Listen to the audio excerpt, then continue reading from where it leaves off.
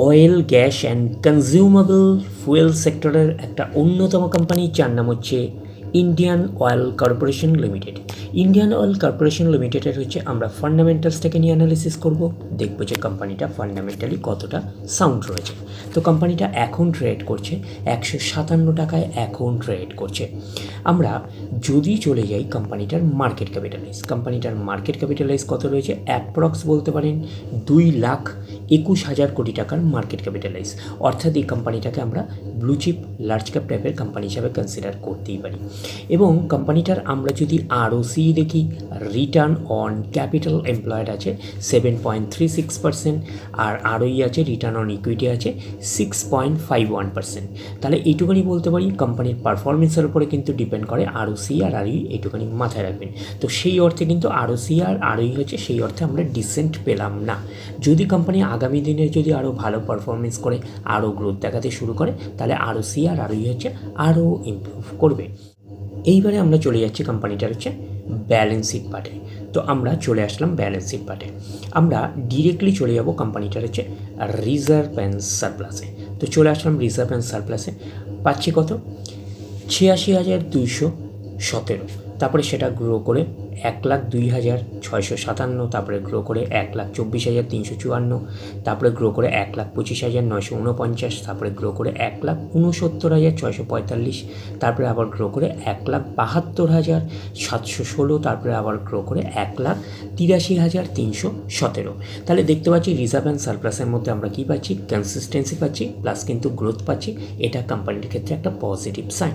তো এটা থেকে একটা আমরা ওভারভিউ পেতে পারি যে নেট প্রফিটের মধ্যেও কনসিস্টেন্সি প্লাস গ্রোথ থাকার পসিবিলিটিস অনেক অংশে রয়েছে। তার কারণটা কি, নেট প্রফিটের কিছু অংশ রিজার্ভ অ্যান্ড সারপ্লাসে ট্রান্সফার হয়। তো ওভারঅল ভিউটা আমাদের কাছে ক্লিয়ার হয়ে যাবে। কোম্পানিটার প্রফিট অ্যান্ড লসে গেলে ক্লিয়ার হয়ে যাবে যে নেট প্রফিটের মধ্যে কতটা কনসিস্টেন্সি রয়েছে, কতটা গ্রোথ রয়েছে। এইবারে আমরা চলে আসলাম কোম্পানিটার হচ্ছে বোরিং সেগমেন্টে।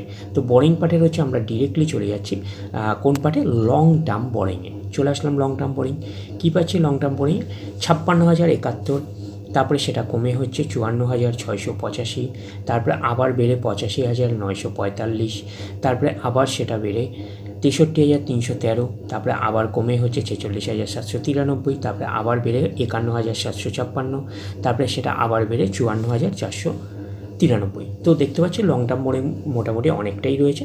তো লং টার্ম বোরিং থাকা মানে কোম্পানির এক্সট্রা বার্ডেন থাকে ইন্টারেস্ট পে করার ব্যাপারে।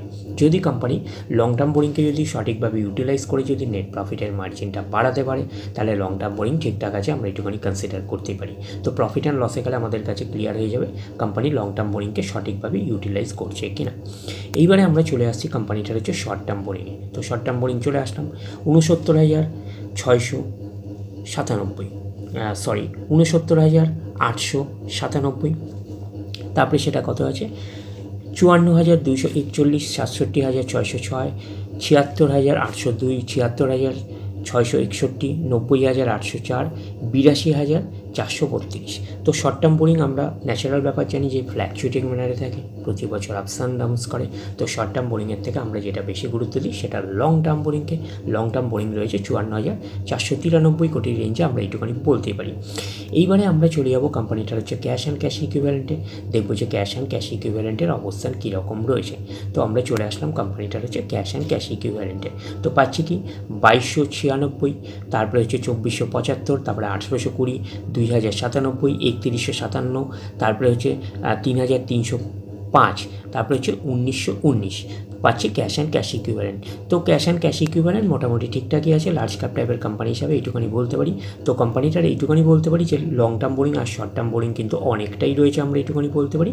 আর রিজার্ভ অ্যান্ড সারপ্লাস কিন্তু মোটামুটি ভালোই রয়েছে বলতে পারি, 1,83,317 কোটির রেঞ্জে। তো ওভারঅল ব্যালেন্স শিটটাকে মোটামুটি ঠিকঠাক বা ওকে টাইপের ব্যালেন্স শিট হিসাবে কনসিডার করতেই পারি, যেহেতু লং টার্ম বোরিং এবং শর্ট টার্ম বোরিং বেশি রয়েছে। এবারে আমরা চলে যাচ্ছি কোম্পানিটার প্রফিট অ্যান্ড লসে।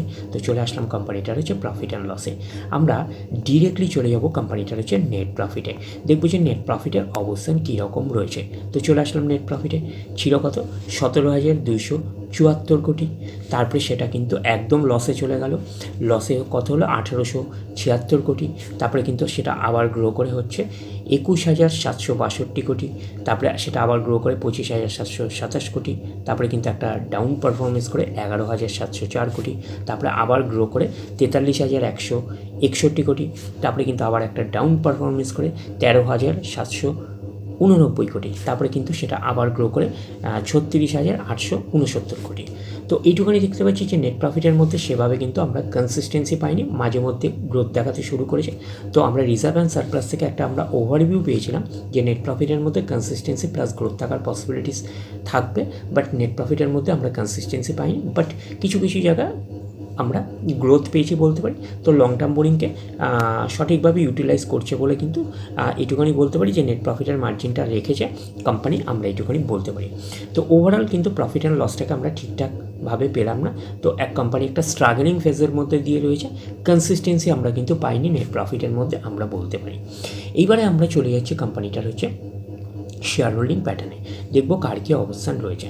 তো চলে আসলাম শেয়ার হোল্ডিং প্যাটার্নে। তো শেয়ার হোল্ডিং প্যাটার্নে আমরা কাকে পাচ্ছি?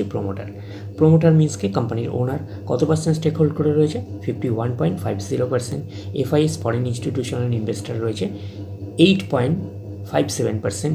ডিআইএস আছে ডোমেস্টিক ইনস্টিটিউশনাল রয়েছে 10%। গভর্নমেন্ট হচ্ছে কত আছে? 19.57%। আর পাবলিক রয়েছে কত? 10.34%। তাহলে এইটুখানি বলতে পারি প্রত্যেকেরই কিন্তু কম বেশি ইনভলভমেন্ট রয়েছে। তো শেয়ার হোল্ডিং প্যাটার্নটাকে ডিসেন্ট টাইপের শেয়ার হোল্ডিং প্যাটার্ন হিসাবে কনসিডার করতেই পারি। তো প্রোমোটার সেগমেন্ট দেখলে এটা প্রোমোটারকে প্রেসিডেন্ট অফ ইন্ডিয়া, তার মানে গভর্নমেন্ট সেক্টরের কোম্পানি, আমরা এইটুখানি বলতেই পারি। তাহলে এইবারে আমরা যদি চলে যাই কোম্পানিটার হচ্ছে পিয়ার সেগমেন্টে। তো চলে আসলাম পিয়ার সেগমেন্টে, oil gas and consumable fuel সেক্টরের কোম্পানি। তো অ্যাজ পার মার্কেট ক্যাপিটালাইজ অনুযায়ী কিন্তু আমরা এইটুখানি বলতে পারি সেকেন্ড পজিশনে কিন্তু র্যাঙ্ক করছে ইন্ডিয়ান অয়েল কর্পোরেশন লিমিটেড। তো ওভারঅল আমরা এইটুখানি বলতে পারি ইন্ডিয়ান অয়েল কর্পোরেশন লিমিটেডের ফান্ডামেন্টালসটাকে নিয়ে অ্যানালিসিস করে একটা ওভারভিউ পেলাম। কোম্পানিটা একটা লার্জ ক্যাপ ব্লুচিপ টাইপের কোম্পানি। তো সেই হিসাবে কিন্তু আমরা খুব একটা বলতে পারবো না যে ফান্ডামেন্টালি সাউন্ড রয়েছে। তো এইটুকুনি বলতে পারি একটা ওকে টাইপের ফান্ডামেন্টালস হিসাবে কিন্তু কনসিডার করতেই পারি। তো আমরা পুরোপুরিভাবে ফান্ডামেন্টালি সাউন্ড কোম্পানি হিসাবে কনসিডার করছি না এই কোম্পানিটাকে। তো ডিরেক্টলি গিয়ে জাম্প করে বাই করবেন না, ফার্দার স্টাডি করবেন। আফটার দ্যাট হচ্ছে আপনারা ডিসাইড করবেন এই স্টকটা বাই করবেন কি করবেন না। তাহলে এই অবধি, নেক্সট ভিডিওতে আবার আপনাদের সাথে আমার দেখা হচ্ছে। ধন্যবাদ।